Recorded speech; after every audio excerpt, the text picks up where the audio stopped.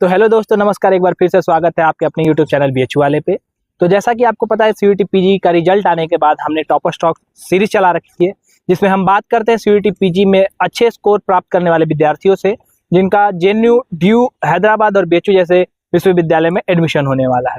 ये वीडियो जो है हम एडमिशन प्रोसेस शुरू होने से पहले कर रहे हैं। इसके बाद भी हम बच्चों से बात करेंगे कि कहाँ पे, किस यूनिवर्सिटी में, किस स्ट्रीम में एडमिशन हुआ है और उनसे जानेंगे। लेकिन अभी हम शुरू करते हैं इस वीडियो को, और हम अपने क्लास के जो ऑफलाइन बच्चे आते थे उनमें से अगर हम बात करें तो कुछ बच्चों में एक बच्चा जो सबसे शरारती था, उससे आज हम बात करने का प्रयास करेंगे। उनसे जानेंगे उनकी तैयारी के बारे में, उनकी रणनीति के बारे में, उनका सीयूईटी पीजी में कितना स्कोर आ रहा है और उनको कौन सी ऐसी गलती थी, अगर ना करते तो और अच्छा स्कोर कर लेते, और उनकी जर्नी के बारे में हम जानने का पूरा प्रयास करेंगे। तो सबसे पहले संदीप, मैं स्वागत करूंगा आपके अपने यूट्यूब चैनल पे, और मैं चाहूंगा कि आप थोड़ा सा अपने बारे में। हेलो एवरीवन, मेरा नाम संदीप कुमार है। मैं चंदौली का विद्यार्थी हूं और मैंने अपना 10 और 12 वहीं से किया है, और मैं अभी बीएचयू से बीए कर रहा हूं। मेरा 6th सेमेस्टर चल रहा है। ओके, तो संदीप सबसे पहले आप ये बताइए कि आपका सीयूईटी पीजी में कितना स्कोर है? भैया मेरा 204 मार्क्स है। 204 रॉ मार्क्स है। Raw marks. अगर हम डिप्रीवेशन पॉइंट मिलाएंगे तो भैया मेरा 210 हो जाएगा। 210 हो जाएगा। और बिल्कुल, तो जेएनयू जाने वाले विद्यार्थियों के रेस में एक और विद्यार्थी हैं जिनका जेएनयू में एडमिशन होना लगभग तय है। अब हम ये बात करेंगे और चर्चा करेंगे कि किस स्ट्रीम में एडमिशन लेना है, ताकि एडमिशन 100% श्योर हो जाए। लेकिन संदीप, अब हम बात करते हैं, जैसे कि मैंने आपको शुरू में भी बोला कि शरारती बच्चों में से एक बच्चे, तो सबसे पहले उसके बारे में बताइएगा थोड़ा सा। हाँ भैया, मेरा थोड़ा सा स्कूल से ही आदत है, बचपन से बहुत शरारती रहा हूँ। मम्मी बचपन में खुद मार देती थी शरारत की वजह से, और मैं इधर बदमाशी कर देता था। स्कूल में भी कभी डांट सुन जाता था, और यहाँ पे भी एक बार आप डांट दिए थे। कोई बात नहीं, तो मैंने डांटा सिर्फ क्लास में था, उसके बाहर मेरी बातें खत्म हो गई थी। खैर, वो सब तो मजाक मस्ती है, चलती रहती हैं बच्चों के बीच में। हम संदीप बात करते हैं, जैसे कि आपने सीयूईटी पीजी में इतना अच्छा स्कोर किया है 204, तो सबसे पहले आप उसके तैयारी के बारे में बताइए कि आपने कब सोचा कि मुझे पीजी करना चाहिए, और शुरुआत आपने कब की? भैया मैंने पीजी के बारे में कभी सोचा ही नहीं था। मैं यहाँ पे बीएस लिया था कि यहाँ पर आके सीडीएस या डिफेंस की तैयारी कर सकूँ। बिल्कुल। पर मेरे दोस्त यहीं पे थे। जिस दिन सत्यपाल सर की क्लास होने वाली थी ऑफलाइन, उस दिन हम लोग कहीं घूमने गए थे। तो मेरे दोस्त जैसे अनुज थे, स्मृति से, इस सब हम लोग सब साथ में घूमने गए थे। तो उसी दिन हम लोग बात चल रहा था कि अगला दिन से सत्यपाल सर क्लास लेने वाले हैं, पीजी की तैयारी कराने वाले हैं। तो मेरे दोस्त जा रहे थे, तो मैं सोचा मेरे दोस्त जा रहे, तो मैं भी चलता हूँ। बिल्कुल। तो मैं भी अगले दिन आया क्लास में, देखा, मुझे अच्छा लगा। फिर मैं रेगुलर आते रहा। शुरू में मेरे टेस्ट में बहुत कम मार्क्स आते थे, और मेरे ही दोस्त जो थे उनका मेरे से दोगुना मार्क्स आता था। जैसे मेरा 70 मार्क्स आता था, उनका 150 आता था या 140 आता था। तो मुझे लगता था यार मेरा दोस्त इतना कर रहा है, मैं नहीं कर रहा हूँ। तो उसके बाद से मैंने भैया बहुत पढ़ना स्टार्ट किया। फिर धीरे धीरे मेरा मार्क्स भी उन लोग के बराबर आने लगा। बिल्कुल, और उसका नतीजा है, आप देख सकते हैं कि रिजल्ट में इतना अच्छा 204 नंबर स्कोर है। और वो, अगर हम बोले तो वो जग जाहिर है कि मेहनत आप करते हैं। अगर आपको पता है कि आप वीक है, अगर आप उसके पीछे समय देते हैं और प्रॉपर वे में गाइडेंस लेते हैं और अच्छे से तैयारी करते हैं, तो आप अच्छा स्कोर कर पाते हैं। तो जैसा कि आपने बताया कि आप अपने दोस्तों को देख के तैयारी शुरू की और आपका मन नहीं था, तो सबसे पहले ये बताइए कि आपने शुरुआत क्लास जब शुरू हुई सर के तब से की, और की उसके बाद से? नहीं, मैं जब से क्लास सर शुरू हुई तभी से मैं जाना कि मैं क्या होगा, फिर तभी से शुरू किया था। 9 दिसंबर क्लास शुरू हुई थी उस दिन से। बिल्कुल। तो जैसा कि आपने बोला कि आप बीएचयू इसलिए थे कि आपको सीडीएस और एनडीए की तैयारी करने के लिए मैं आया था। लेकिन अब अगर हम बात करें तो अब आप जेएनयू जा रहे हैं। हाँ, तो थोड़ा सा आपका जो सोचने का पर्सपेक्टिव है उसके बारे में थोड़ा सा। अब मुझे भैया नेट जेआरएफ करके थोड़ा सा रिसर्च फील्ड में जाना है। बिल्कुल, जैसे वो कहावत है ना कि संगत से ही गुड़ होत है और संगत से ही गुड़ जात, तो वही कुछ भाई का भी है हमारे है। जैसे कि इनके दोस्त जो थे, जैसे अच्छी अगर आप दोस्ती है, अगर आपके अच्छा फ्रेंड सर्कल है, तो आप अच्छा कर सकते हैं जिंदगी में, नहीं तो फिर आप गलत राह पे भी जा सकते हैं। लेकिन संदीप, अगर आप बात करते हैं रिसोर्स के बारे में कि 204 नंबर आपने हासिल किया, तो आपने पढ़ाई भी अच्छे से की होगी, पूरा प्रॉपर समय दिया होगा। तो सबसे पहले हम रिसोर्स से शुरू करते हैं कि आपने रिसोर्स अपने पढ़ाई के दौरान कौन कौन सी इस्तेमाल की? भैया मैंने कुछ इंपॉर्टेंट चैप्टर से मैंने आर्या पढ़ा था। हालांकि आर्या मैंने पूरा नहीं, टोटल नहीं पढ़ा था, 60% लगभग पढ़ा होगा। जो इंपॉर्टेंट था वो पढ़ा था। उसके अलावा मैंने सत्यपाल सर का वो बुक थी इंडिया प्लस, उसको मैंने पूरा पढ़ा था। एक बुक था यूथ कंपटीशन का, जिसमें 1 लाख क्वेश्चन थे, उसको मैंने 2 बार पूरा अच्छे से पढ़ा था। और एक क्वेश्चन था वस्तुनिष्ठ इतिहास का, जिसमें 4100 क्वेश्चन थे, उसको भी मैंने पूरा पढ़ा था। तो बाकी जब टेस्ट होता था उसको मैं 2 से 3 बार लगातार टेस्ट देता था। मैं क्योंकि एक बार देता था अच्छे से मुझे समझ में नहीं आता था, 2 बार 3 बार टेस्ट देता था। टेस्ट में खूब देता था भैया। बिल्कुल बिल्कुल। तो जैसा कि आपने बताया कि टेस्ट आप 2 से 3 बार लगाते थे, और आपने खूब क्वेश्चन प्रैक्टिस खूब पढ़ता था। बिल्कुल। तो सबसे अब आते हैं, जैसे बुक्स के बारे में बात हो गई, सबसे पहले हम टाइम लिमिट की बात करते हैं कि आप कितना देर मैक्सिमम पढ़ते हैं। जैसा कि आपने बताया कि आपके कम मार्क्स आते थे शुरुआत के टेस्ट में और आपको लगा कि मुझे और अच्छा करना चाहिए, तो आप कैसे अपने आप को समय देते थे पढ़ाई के लिए? भैया मैं सब समय मैं ही नहीं देखता था कितना घंटा पढ़ना है, मुझे जितना टाइम मिलता था मैं हमेशा पढ़ते रहता था, क्योंकि मेरा उसी बीच मेरा एनसीसी का एग्जाम होना था, फिर मेरा कबड्डी का मैच होना था, तो 2-4 दिन मुझे डिस्टर्ब होता था। तो मुझे पता रहता था कि आगे मेरा एनसीसी का भी एग्जाम है, उसके लिए मुझे पढ़ना पड़ता है। मैं उसको मद्देनजर रखते हुए मैं खूब पढ़ता था कि मैं कि जो जितना सत्ता से शुरू बताते थे कि 6 घंटा पढ़ो फिर 8 घंटा पढ़ो, पर मैं इतना नहीं देखता था, मुझे जब भी टाइम मिलता था मैं पढ़ता था। बिल्कुल। तो अब हम बात करते हैं P/Qs की। तो जैसा कि आपने बताया कि मैं P/Q लगाता था, तो उसके बारे में थोड़ा सा बताइए। PYQ मतलब अपने से दीदी भी मतलब शाम को 6 बजे PYQ सीरीज चलाती थी, बिल्कुल। उससे तो PYQ हो जाता था। बाकी अपने से हम लोग नेट जीआर का कुछ 5-6 साल का मैंने नेट PYQ पढ़ा था। P/Q से कितना हेल्प हुआ? जैसे इस बार का अगर हम पैटर्न देखा था कि नेट जीआर कुछ क्वेश्चन डायरेक्ट उठा के दे दिया था, उससे कुछ हेल्प मिली थी। जैसे इस बार का पैटर्न भी अलग था एनटीए का पिछले 3 बार से, तो उससे कितना हेल्प हुआ था? भैया हेल्प तो नहीं दूंगा, लेकिन जैसे हम लोग मॉडर्न बहुत अच्छे से पढ़े थे, एक बार एनसी ज्यादा पूछ दिया था, तो फिर भी पढ़े थे हम लोग, जो भी जितना था उतना किए। बिल्कुल।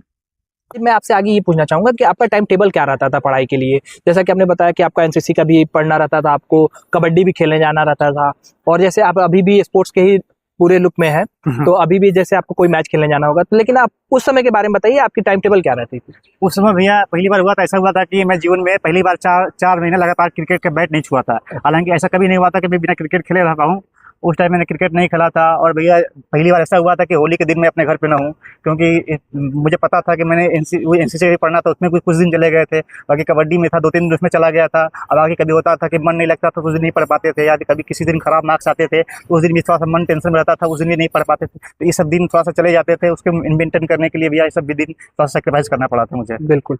तो आपका टाइम लिमिट, मतलब अगर हम मोटा मोटी बात करें तो आप कितना देर पढ़ते थे सीयूटी के लिए? भैया फिर भी मैं 8 से 10 घंटा पढ़ लेता था। 8 से 10 घंटा जब भी समय मिलता था? जब भी समय मिलता था मैं पढ़ता था। सोने और खाने पीने या क्लास करने के अलावा, या जो भी क्लास रहती थी उसके अलावा जो टाइम मिलता था मैं पढ़ लेता था। मुझे मेरा नेक्स्ट सवाल ही यही था कि जैसे सेमेस्टर की क्लासेस और सीयूटी में आप कितना गैप रहता था पढ़ाई के दौरान, कितना समय देते थे उसके लिए? जैसे कि आप लोग का एग्जाम शुरू होने से पहले मिड सेम का भी एग्जाम था।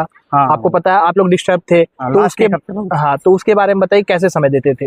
वो भैया लास्ट के 1 घंटे जो होता था, वो लास्ट के जो 1 वीक बचा था एग्जाम से पहले, वो हम लोग उस टाइम मिड सेम स्टार्ट हो गया था।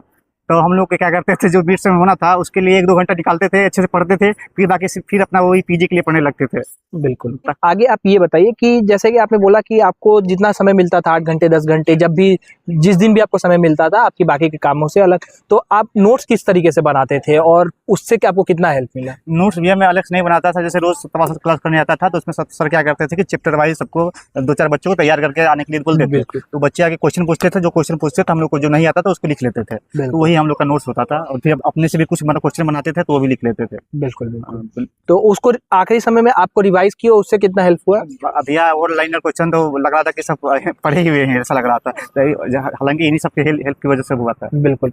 अब हम आगे आपसे ये बात करना चाहेंगे संदीप की आपका जैसे कि टेस्ट देना जरूरी, जैसे आपने बताया कि 2-2 3-3 बार आप टेस्ट लगाते थे, उससे आपको कितना हेल्प हुआ था? उससे भी बहुत हेल्प लगा था, क्योंकि क्वेश्चन पता चलता है किस टाइप के क्वेश्चन आते हैं एग्जाम में, कैसे टाइप के कैसे लोग पूछते हैं, इसलिए मैं क्वेश्चन खुद पढ़ता था। बिल्कुल। अब संदीप मैं आपसे आगे ये पूछना चाहूंगा कि ऐसी कौन सी गलती है जो आपको लगा कि आपने किया, शायद अगर नहीं करते तो और अच्छा कर सकते थे, उसके बारे में थोड़ा सा बताइए, जो आगे बच्चे आपके जूनियर्स जो आपके देख रहे हो उनको थोड़ा सा उसको सीखने का मौका मिले। भैया मैं शुरू सोचता था कि जो नेट जीआरएफ का जो PYQ होते हैं सब, मैं सोचता था कि उतना हाई लेवल का नहीं पूछेगा, इसलिए मैं उसको उतना लाइटली लेकर बस एक आगे बार शायद ऐसे बस पढ़ा था, 2-3 बार उसको नहीं पढ़ पाया। मुझे लगा कि उतना हाई लेवल का नहीं पूछेगा, इसलिए थोड़ा सा उसको 1-2 बार और पढ़ना चाहिए था मुझे, ये गलती किया था जिसकी वजह से क्वेश्चन डायरेक्ट पूछे था जो मुझे नहीं आया, मैं पढ़ा था उसको फिर भी गलत हो गया। ओके, कोई बात नहीं, ठीक है। जैसा आपने बताया कि आप यूजीसी का PYQ नहीं लगा पाए थे, लेकिन अगर हम ये पूछे कि एग्जाम से कुछ दिन पहले ऐसी कौन सी गलती है जो नहीं करनी चाहिए जिससे आप बच सकते हैं, उसके बारे में थोड़ा सा बताइए। भैया एग्जाम से पहले क्या होता है कि डर बहुत लगता है कि हाँ इतना दिन से किए हैं, डर लगता है कि अभी फिर कुछ उस दिन 1-2 टेस्ट कराए थे पहले, जब तक थोड़ा सा कम मार्क्स भी आ गया था, तब लगता था यार इतना दिन से मेहनत की है, इतना कम मार्क्स आ गया, आखिर अब होगा कि नहीं होगा। लेकिन मैं कहूँगा कि पहली बार पैनिक नहीं होना है, अपने आप पे विश्वास करना है। अगर आप अपने ईमानदारी से मेहनत किए हैं तो खुद पे विश्वास रखिए, आपको पक्का होगा, और वही करना है, मतलब कि फेथ नहीं खोना है अपने आप से। बिल्कुल, ठीक है संदीप। तो जैसे आपने बताया कि जैसे एग्जाम से पहले आपको कम मार्क्स आ गए थे, तो थोड़ा सा आप डिमोटिवेट हो गए थे। तो वो तैयारी के दौरान होता है, जैसे आप शुरू में भी बताया कि हमारे दोस्त थे, अगर उनसे कम मार्क्स आते थे तो मैं थोड़ा सा परेशान होता था और फिर मैं पढ़ाई अपना शुरू किया। लेकिन मैं आपसे ये पूछना चाहूंगा, जानने का प्रयास करूंगा कि जब आप डिमोटिवेट होते थे तो आप क्या करते थे और उससे बाहर कैसे निकलते थे? डिमोटिवेशन दिया था, कभी कभी लगता था कि होगा नहीं होगा, फिर भी यही सोचता था कि अगर हो या ना हो, लेकिन होगा, अगर होगा भी तो कभी होगा जब हम पढ़ेंगे, इसलिए पढ़ते थे भैया। बिल्कुल। मैं आपसे ये पूछना चाहूंगा, जैसे आपने बताया कि डिमोटिवेट होते थे तो पढ़ाई करते थे, और लेकिन डिस्ट्रैक्शन से बचने के लिए, क्योंकि यूट्यूब है, इंस्टा है, फेसबुक है, दोस्त हैं, तो उससे अगर कैसे बचते थे आप डिस्ट्रैक्शन से?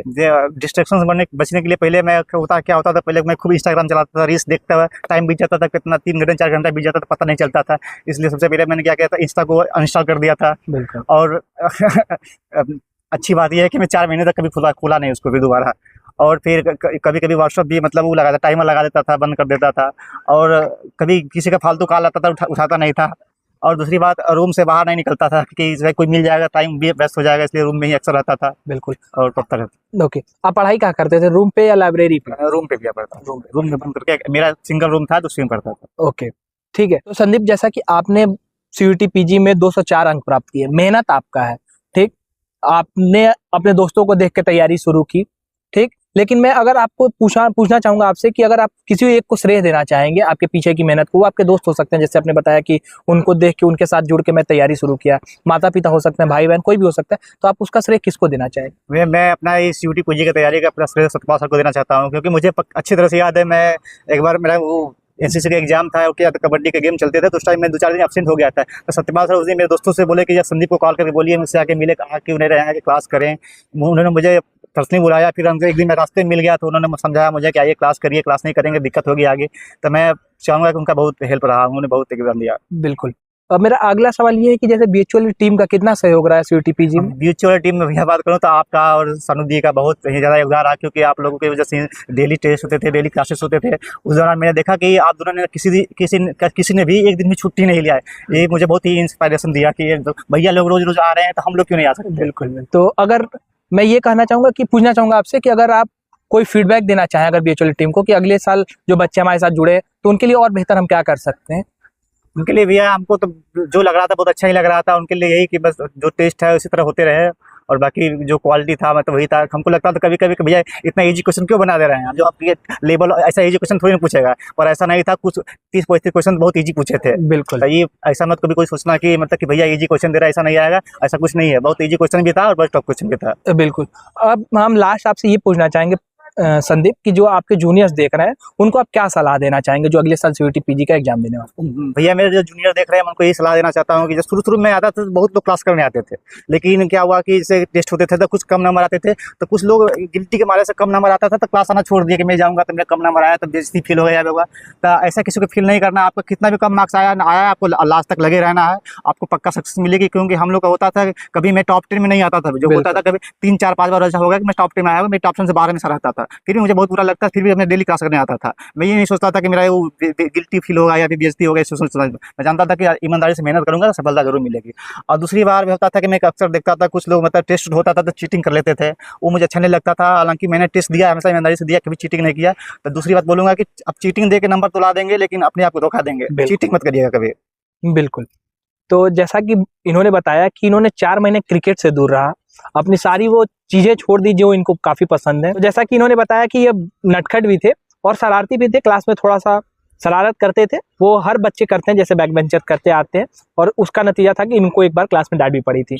लेकिन जो भी थी, तैयारी काफी इन्होंने अच्छी की, सराहनीय स्कोर किया, और अब देखिए इन्होंने अपना जो जर्नी है वो एनडीए और बाकी अपना चीजें छोड़ के अब ये रिसर्च के फील्ड में आगे जाना चाहते हैं, असिस्टेंट प्रोफेसर के फील्ड में आगे जाना चाहते हैं, और इन्होंने सीयूटी पीजी में काफ़ी अच्छा स्कोर करके अब जेएनयू जा रहे हैं। तो इस तरीके की मोटिवेशन अगर आपको मिलती है, अगर आपकी ज़िंदगी में अगर कोई इनके जैसे अच्छे दोस्त होते हैं अगर आपके जीवन में भी, तो आप उनको धन्यवाद देना बिल्कुल मत भूलिएगा। जब इस तरीके के टॉपर्स टॉक्स देखने के लिए आप हमारे चैनल को सब्सक्राइब कर लीजिएगा और वीडियो को लाइक कर दीजिएगा, और मिलते हैं ऐसी अगली वीडियो में। तब तक के लिए धन्यवाद।